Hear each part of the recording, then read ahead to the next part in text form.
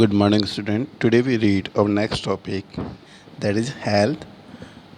Firm maximize profit. Do you think any firm would be induced to employ people who might not work efficiently as healthy worker because of ill health? अब ये बोला है कि firm अपने profit को क्या करना चाहती है, मैक्सिमाइज करना चाहती है।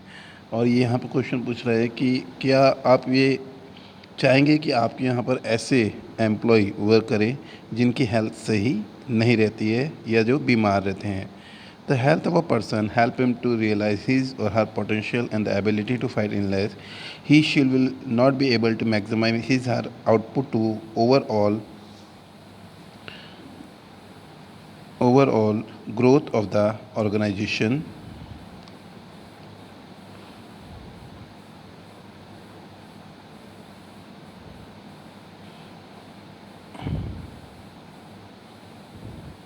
Overall growth of the organization.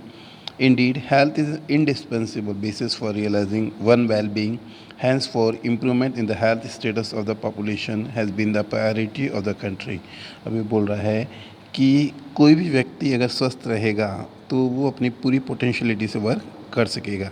अगर वो बीमार है तो वो अपनी पूरी पोटेंशियलिटी से वर्क नहीं कर सकेगा। इसी तरह से बोल रहा है कि हेल्थ स्टेटस किसी भी देश की पॉपुलेशन के लिए एक प्रायोरिटी है या एक प्राथमिकता है। और national policy to aims at improving the accessibility of health care, family welfare and nutrition services with a special focus on the underprivileged segment of the population। और हमारी देश की जो हेल्थ पॉलिसी है वो भी सेम जो हेल्थ केयर है, फैमिली वेलफेयर है, न्यूट्रिशन सर्विसेज है और जो स्पेशल फोकस उनका रहता है जो व्यक्ति अंडर प्रिविलेज है उस सेगमेंट की पॉपुलेशन के लिए वर्क करना। Over the last 5 decades, India has built a vast health infrastructure and also has developed the main power required at primary, secondary and tertiary sector in the government। और India ने अपना क्या एक vast health plan बनाया है जो जो व्यक्ति प्राइमरी, सेकेंडरी और टर्शियरी सेक्टर के अंदर वर्क करते गए। These measures, which has been adopted, have increased the life expectancy to over 68.3 years in 2014.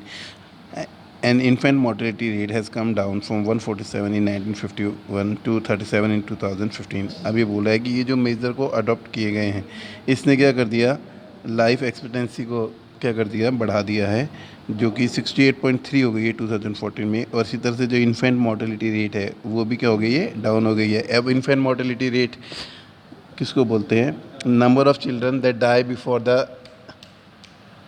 As of 1 year, उसे इन्फेंट मोर्टेलिटी रेट बोलते हैं। और इसी तरह से increase in life expectancy and improvement in child care are useful in assessing the future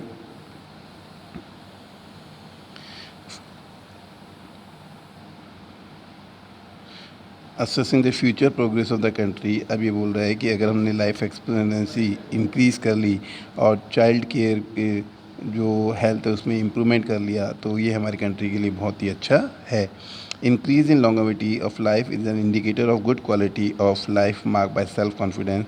reduction in infant mortality rate involve the protection of children from infection, ensuring the nutrition of both the mother and the child. अब ये बोल रहा है कि अगर हमने infant mortality rate को कम कर लिया तो इसका मतलब क्या है कि बच्चे और उसकी माँ दोनों को क्या मिल रहा है, एक अच्छा भोजन मिल रहा है और वो इन्फेक्शन फ्री है।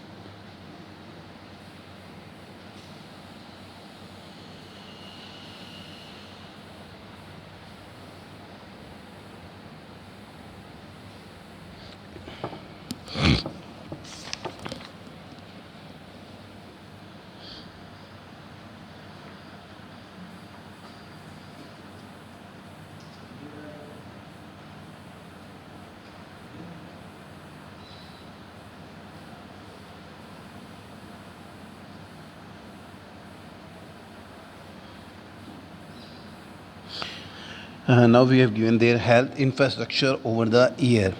Now SC, PSC and CSC यानी सब सेंटर और प्राइमरी हेल्थ सेंटर और कम्युनिटी हेल्थ सेंटर। अब देखिए 2013 में 1,81,139 थे, तो और 2014 में 1,82,709 और 2015 1,84,359, 2016 में 1,85,933 and 2017 1,87,505।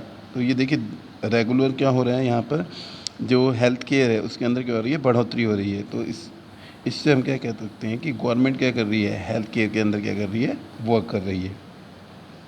There are many places in India which do not have these basic facilities. There are only 381 medical colleges in the country and 301 dental colleges. Just 4 states like Andhra Pradesh, Karnataka, Maharashtra and Tamil Nadu have the maximum number of college. अब ये बता रहा है जो ऊपर table है उससे हमें क्या पता लगता है कि कई ऐसी प्लेसेस हैं जहाँ पर बेसिक फैसिलिटीज़ भी नहीं है, और इंडिया के अंदर 381 मेडिकल कॉलेजेस हैं एंड 301 डेंटल कॉलेजेस हैं, और 4 स्टेट जो हमारे हैं आंध्र प्रदेश, कर्नाटक, महाराष्ट्र और तमिलनाडु, वहाँ पर मैक्सिमम नंबर ऑफ़ कॉलेजेस हैं।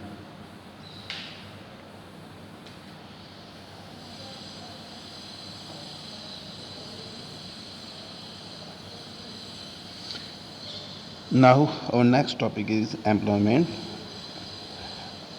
Shakar mother Sheila looked after the domestic chores, children, and helped her husband Bhuta in the field. Shakar brother Jitu and sister Situ spent their time in playing and roaming. Can you call Sheila or Jitu or Situ unemployed? If not, why? Yes. Now, unemployment is said to exist when people are willing to work at the going wages cannot find job, work at the going wages can not find job. अब यहाँ पर क्या है, जो शाकाल की mother है शीला, वो क्या कर रही है, घर के घरेलू काम काज की देखभाल कर रही है और अपने पति का घर में हाथ बटा रही है। तो यहाँ पर जो शाकाल के ब्रदर जीतू और सिस्टर सीतू है, वो जो खेल रहे हैं, रोमिंग कर रहे हैं, क्या हम उनको अनएम्प्लॉयड बोल सकते हैं?